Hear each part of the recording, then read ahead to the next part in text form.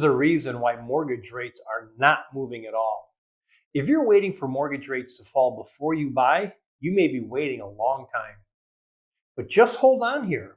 There is a number working behind the scenes that's good for you right now. It's called the spread. And once you understand it, you may see today's rates in a whole new light. For starters, mortgage rates don't move on their own. They tend to follow the 10-year Treasury yield, a number tied to how investors feel about the economy. It's not an exact science, since plenty of other factors can move it from day to day.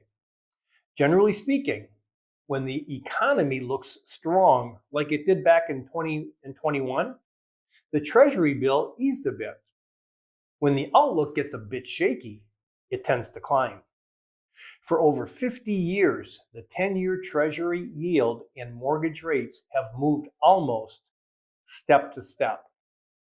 The gap between the Treasury yield and the mortgage rates is called the spread. On average, that spread is usually around 1.76%, and it impacts your mortgage rate. A wider spread tends to push mortgage rates higher, while a narrower spread keeps mortgage rates closer to the Treasury yield.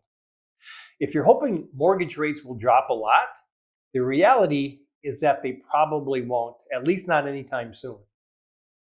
One of the big reasons why is because of the spread between the 10-year Treasury yield and mortgage rates.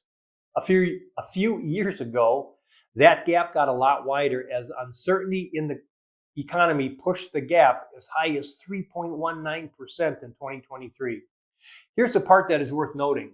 That gap that we are speaking about has been narrowing lately. It's down to about 2.01%, just above the long-term average of 1.76%. Here's a graph showing what the mortgage rate would be using the three different spreads. If the spread was like it was back in 2023, rates would be pushing towards 8% right now. But now, thanks to the spread narrowing, the rate sits at about 6.69%. If the spread was sitting at the long-term average, rates would be around 6.5% right now. Lastly, the same narrowing spread is the reason why rates aren't close to 8% today, and a big reason why they are unlikely to fall any further. Rates may not be where you want them, but they are certainly better than they could have been. Understanding the reason how rates get where they are is half the battle.